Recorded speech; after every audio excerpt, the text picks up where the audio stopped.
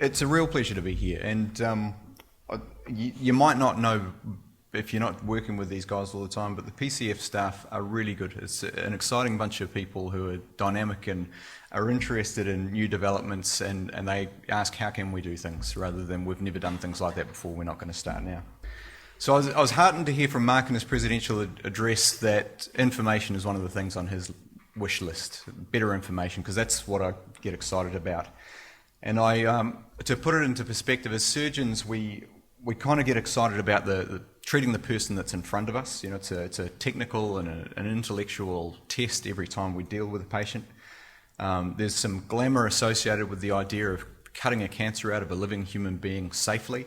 But really, if we're honest with ourselves, the people that make the biggest difference to health around the world are the people that figure out a link between smoking and lung cancer, or figure out how to get safe water supplies in the third world. Those are the ones that are really making a difference. And so to me, using electronic communications is a way of me helping more than just the person in front of me. So it's trying to reach a broader audience and doing it efficiently.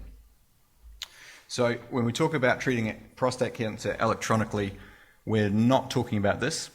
That guy's wired for sound. And we're not talking about this either. But this is interesting. This is a robotic bottom for doctors to be trained in how to do rectal examinations. Interesting. And I'm not even talking about the surgical robot, and there it is in all its glory, but rather all of this stuff. You might think, what's the point in getting into all this? This stuff is for kids. It's a toy. There's no value in us getting involved in this stuff, and I'm too old.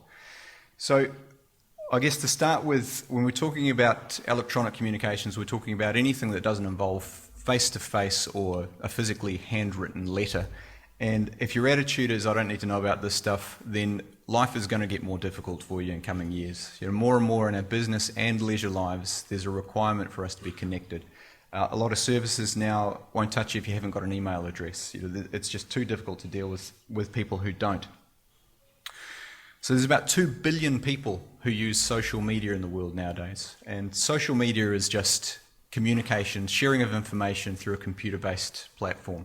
And it includes things like Facebook and Twitter and LinkedIn there. Worldwide, there's about 4 billion email accounts. So almost everybody in New Zealand would have an email. Is there anybody not got an email account? Anybody who I can't send an email to here? Good. Well, you joke.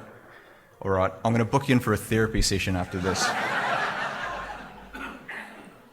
Okay, so what I want you to get out of this is not accepting electronic communications as a necessary evil, but seeing it as a great opportunity, as a way of making your life better. There's a great quote that says that people over the age of 30 are immigrants to technology. The people under 30 were born there. And so that includes me and the group over 30. And sometimes it's a bit frightening, a bit intimidating. And there's other objections like the fact that there's people like this on the internet. And yeah, there's a lot of brain dead stuff on the internet, but there's also people like this. So it's not just young people now. 65% of people who use Facebook are over the age of 35. So you can teach an old dog new tricks. So only 5% of New Zealanders in 2013 had never used the internet before, and only 3% of them said they hardly ever used it. So that's a couple of years ago. So almost everybody is using the internet on a daily basis, not just young people. So again, why should you bother when you can get by with your telephone and your checkbook and your envelopes? Well, you know, you don't need this. But I guess that's a similar argument that this guy would have had to the horse's carriage. I don't need that. I've got my bike. So of course you don't need it in order to live, but it can really enhance your life. And I'm going to give you an example that's going to go on for a little while, but I think it's worthwhile. So I travel a bit for my job. And I started having to book flights nearly 20 years ago when I was a student, back and forth from university. And in those days, in order to book a flight, I would have to either phone somebody up and sit on hold for about a half hour before they could get around to answering my phone call, or I could go down to the Air New Zealand shop and line up to get served. And then what would happen is I would talk to a person who was looking at a screen of information and tell them when I wanted to fly. And they would read off the screen and say, well, you should book this flight. And I said, well, that's quite expensive. Is there a cheaper flight? And then they'd type something else and they say, well, if you go a day earlier, you could have this flight. And eventually, we'd come to some agreement that I would take a certain flight on a certain day. And I'd just have to rely on them to give me good information and trust that they weren't just trying to fill up a flight that they couldn't fill. And I'd just take their word for it. I was guessing that I was getting the best deal, but I couldn't be sure. And so it was a real breakthrough when you could do your own bookings on the internet. So all of a sudden, you weren't relying on anybody else interpreting that information through a screen. You could go straight to the source, knowing that you're getting the good oil. So you could compare the flights for yourself. You wouldn't have to go, oh, hang on, what did you say about that flight that goes the day before again? How much was that? It's all in front of you. And you can not only compare different flights, but different airlines. And you could compare hotels in the place that you were going to. You didn't just have to phone around hotels until you gave up and settled for a price. And now, I use this. There's the Air New Zealand app.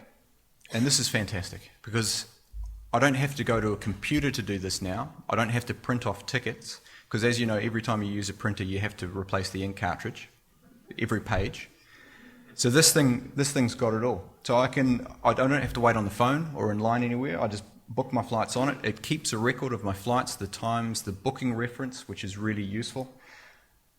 It reminds me to check in the night before. So I do that online. It tells me that I can choose my seat, which takes 4 buttons to choose. It's very easy. It can remind me to go to the airport when I'm due there. It can tell me about how long it's going to take according to the traffic conditions at that time. It can communicate with a GPS and a map system and give me verbal directions to the airport as I'm driving if I need it to. I can get a 5-day forecast for the destination. I can change flights if I finish early that day at the meeting and do it without any other communication with people, just pushing buttons. When I get to the destination, I can rent a car and I can order a coffee at the airport, all with this. And it was free. So it's like having a personal assistant that you don't have to pay for. So you might think, why am I advertising for Air New Zealand's booking services? It's purely that this is an example of how things have developed to such an extent over such a relatively short period of time. So I now spend less time dealing with a frustrating service. I always have my tickets and itinerary with me and I can't lose them. I know I'm getting the best deal, all because of better communication with the airline. They still charge too much if you're going outside main routes as well, but that's another story. So on top of this is just one example. Now when I'm in another country, I never get lost in whatever city I'm in because I've got a real-time map on my phone. In terms of my professional work, I work in one of 2 centres in New Zealand that have a surgical robot. You have to travel if you don't live in those cities. And so I've got, for example, a guy at the moment who lives 6 hours away from Tauranga, who I Skype. And that way I've got the next best thing to a face-to-face conversation with him and his missus. I can send him video of the operation. I can send him anatomical pictures so he knows what he's in for. And he doesn't have to drive 6 hours to come and see me. All we've got to do is switch on the computer. If he's got another question that occurs to him 2 days later, we can do it again. It's very easy, and it's free again. I'm involved in a couple of different boards. The Urology Training Board in New Zealand, we've got to meet all the time. There's one representative in all the main centres. Almost all of our meetings are online now, and it just saves us having to travel. All this is, it's time away from your family, it's time on the road, it's expanding your carbon footprint, so why wouldn't you make these things simpler? Stephen Mark, who's here this morning, I'm on another board with him. We've got people from Ireland, Australia, North America involved. We have our meetings online again. We managed to have Stephen involved when he was travelling in Spain. It was no extra difficulty. So again, less time spent waiting, wasting time, and more time doing what we actually want to do. Right down to the fact that I use an iPad app now in my clinical consultations to show people how the operation works, because the anatomy drawings on the app are far better than what I can draw. So why does PCF need to be involved in this? And how can we harness this for men's health on the whole? There was some research that was discussed this morning that showed in New Zealand that one of the biggest concerns for men and their partners around prostate cancer is getting adequate information, getting good information that's reliable, knowing what to believe, because the internet is huge and there's a lot of dross out there. Even more so in rural areas, this is an issue because we don't have specialists in every one of the small centres in New Zealand. We can't ignore that communication is an important need for the men that we're dealing with, and we need to address it. We've got a population roughly the same size as Melbourne, spread over an area slightly larger than Great Britain, and I can guarantee you that you're not going to get a urologist going door to door for guys with raised PSAs to discuss all the issues for them. So we've got to be more efficient than that. So I said we can use these cheap, convenient, and really powerful tools. So there's a few things that we want to achieve in terms of PCF reaching these guys. We know that knowledge is power. We know that men have got an access to an unprecedented quantity of information of variable quality. We want to overcome the isolation that our men have, particularly that geographical isolation. We want people to be able to share a range of experiences because we're social beings and cancer is scary.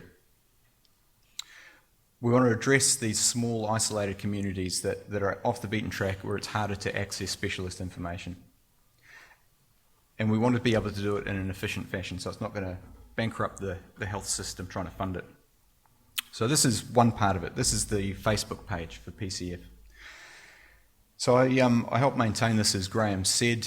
We select news stories and I will write a bit of an explanation about them as required to make it more relevant to New Zealand men, or to try to explain some of the more complicated terms or correct any factual errors that are in the news reports. And people are free to add their comments, and sometimes debate can get a little bit passionate, and that's all right, but we do exclude people who are abusive or dodgy and dishonest characters. And as an example, we've had people trying to sell Scientology books which will cure your cancer, and we've had psychics pitching for business, and you're allowed to believe that stuff. You know, it's a democracy. You're allowed to believe whatever you want about your health, and it may be that bungee jumping at midnight under a full moon cures prostate cancer, and I honestly can't say that it doesn't because there's no research on it. Who knows? And that's the issue. Who knows? And so as PCF, we want the reputation of having robust and reliable health information for people, so that when they come to us, they know that they're getting the good oil. Nobody's making a buck off them with some snake oil treatment. So we've got to stick to the facts. We've got to stick to what we know. And if you want to pitch an alternative therapy, you can do that. You can start your own website. It's very easy. But we're going to stick to what we know has been tried and tested. That's our responsibility. We can also address the bloke down the pub syndrome. One of the best examples I had of this was bumping into a guy in hospital for a completely unrelated reason. I went through his old notes and I said, "Mate, you had a really high PSA a few years ago. We booked you for a biopsy and you never showed up. We phoned you up, we sent you lots of letters. You didn't want to show up for your biopsy?" I went, "Oh, no. I went down to the pub, I was talking to this bloke and he said, 'I don't get a prostate biopsy. Everybody who gets one of those dies.'" And I said, "Well, I've personally done more than 100 in the last 6 months and none of those guys have died." And so it's the ability to address, kind of these myths and nonsense that gets perpetuated in the community sometimes, and just say, well, no, actually, these are the facts. So we're able to kind of combat that. So over 1,200 people have liked, which means subscribed to this page, but I know that there's more people than that who are touched by prostate cancer in New Zealand. So if you haven't already signed up for this, you can do it. It's very easy. 65% of you are already signed up to Facebook, huh? So you might as well, and get a friend too. So the value in this website management, I think, is that we can provide this information. It's available to the 1.44 billion people who regularly use Facebook. So that's reaching over 1 billion people, and all it takes is for me to spend a bit of time and Claire to spend a bit of time putting it on the website. So again, it's all about efficiency. Now this is the PCF website, and if you haven't seen this, you really should. So it's quite a lot of work maintaining a big website like this because it has got a lot of data on it. It's an area where information changes. We need to keep up to date with the resources, and it is tricky to do that, but you do need a mothership for your information on the internet, and Facebook is a little bit shallow. It's best at providing links to other information or having brief bits of information. So there's got to be somewhere where people can go and spend a couple of hours wading through and getting everything that they want and need. So there's lots of links on this, and men can contact us securely through emails here, which it's more secure than Facebook. It only goes to PCF. It's not out there in the community. I've had a couple of occasions where I've phoned guys up because I've had complicated problems and they just needed somebody to talk to. And that's been fine on an informal basis. We might have to address this if that increases, because that could become quite labour intensive. So do have a look at it, have a click around. It's got links to a lot of things, including the smartphone apps that I talked about last year. Now, does anybody know what the second most used search engine on the internet is? Behind Google? It's YouTube. Yeah, so I've produced a few videos now. We've got one on prostate cancer screening that's been seen by more than 1,000 people. There's another one on high-risk prostate cancer. We also did one recently for Men's Health Week on testicular cancer self-examination. I did that with my friend and colleague Liam Wilson, who was hilarious in it. So that's well worth looking at. Again, over 1,000 people have seen that. People like video. And you might say, well, we should read more. It expands your brain. You know, if you're not reading, your vocabulary is shrinking. You're atrophying your intelligence, and maybe that's true. But we're not gonna read more. We want to watch videos because it's easy and it's more human and it can be entertaining. So we've got to meet people where they're at, and there is no point in providing fantastic written resources that go on for pages that nobody's going to read. Why would you waste your time? So video is the future in a lot of ways for what we're going to be doing. Making good video is laborious, and the testicular cancer self-examination video was 8 to 9 hours just of editing time, and that's quite tiresome. But we are looking at the option of getting some professionally produced educational resources for nurses who are taking care of prostate cancer patients. We look like we can get some funding for that. And with video, if it's going to be high quality, it tends to be quite high cost. But I think there's going to be value in it. So another opportunity that we've got is Ning, which is a service where you can essentially make your own Facebook, and it's private. So you can invite members, you can screen members to join this group, and it's a forum where guys can share more intimate stuff because they know that it's not going all over Facebook. It's just the people that are included. So there's not going to be those dodgy characters. It's not free, but the cost is quite small for what it provides. So I think it's worth a try. But this is something that's really dependent on you guys, because if you don't use it, then there's no value in it. This is purely for men who are affected by the disease and their families. It's not an educational resource for people to refer to. It's a community that's got to be constantly stimulating itself to keep going. So I see one of the opportunities in this is maybe on a monthly basis we could have a specialist doing a question and answer session, and it could be that we have a dietitian and a pelvic floor physio, or we have a personal trainer talking to you about exercise techniques. So as you know, there's a lot around prostate cancer. It's not just a matter of getting the surgery and getting the drugs. There's a whole life around every case of prostate cancer. So it's one thing that's really important that could be fostered by this is how men need to tell their story. They need to talk to people about how their sex life was affected and about how they came to terms with the diagnosis, who they shared the information with, all that stuff that I'm not an expert on. I haven't dealt with that. But you guys are the experts on it. And if you don't share that information, who will? Just briefly mention Twitter, which is another social media service. And there is a lot of prostate cancer-based Twitter accounts. There are men with prostate cancer who talk about the problems that they've had. There are various charities for prostate cancer who do Twitter very well. For PCF, managing a Twitter account is really time consuming, and I manage a couple of Twitter accounts for different groups, and I wish that I didn't, because it really takes a lot of time and energy to keep it going, and if you don't keep it going, people lose interest in it. So at the moment, I think we're better off leaving it to people who are doing it better than we can at the moment. In future, if we had somebody who was a dedicated social media manager, that would be a different story. It's still worth looking into from the point of view of getting information, and I use it a lot in my professional life for keeping up to date. So another alternative is doing it yourself, and this is a couple of examples of free blogging sites. So you can write your own story, and instead of going to an editor and a publisher to try to get people to read it, all you have to do is have good content, have something worthwhile reading, and you can put it on this and people will read it. The other option is that you could submit it to us, and if it's good, we could put it on the Facebook page. So if you write good stuff, again, it will find an audience. If you're really good at it, you can approach a news site. You could maybe get on some of the existing forums, but we'd love to hear from you as well. So I guess there's limitations to anything, and in terms of what electronic communications can't do, sometimes there isn't an alternative. There's no better alternative to actually being there, being face to face. And in my experience, people still like a handshake and they still like a pat on the back. Whenever you're using electronic communications, there's a capacity for you to miss the subtleties and to misinterpret information. And you might know how with text messages now, people often send a little smiley face or something to let you know that they're joking, or try to communicate something that's not put across in the black and white text. That's stuff that you wouldn't miss if you were in the same room as the person. You know, you'd see the eyebrow raise or the little smirk. And so, you know, I still don't think that there's an alternative to face-to-face communication for the purest of communication. There's limitations to electronic communications, as we've seen, but there are unarguable benefits, and this is only going to get bigger in the future.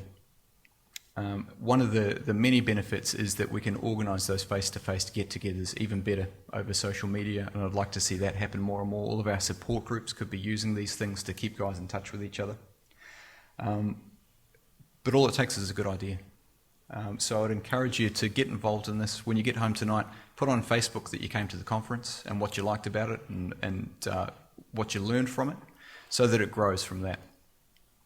If you're really keen, if you think you've got some good ideas that need to be shared, I've got this website, iatoria.co.nz, and the purpose of it is collaboration to make people better through electronic means. So have a look at that. It's not an intuitive website to look around. It demands some interaction, so see if you can figure it out.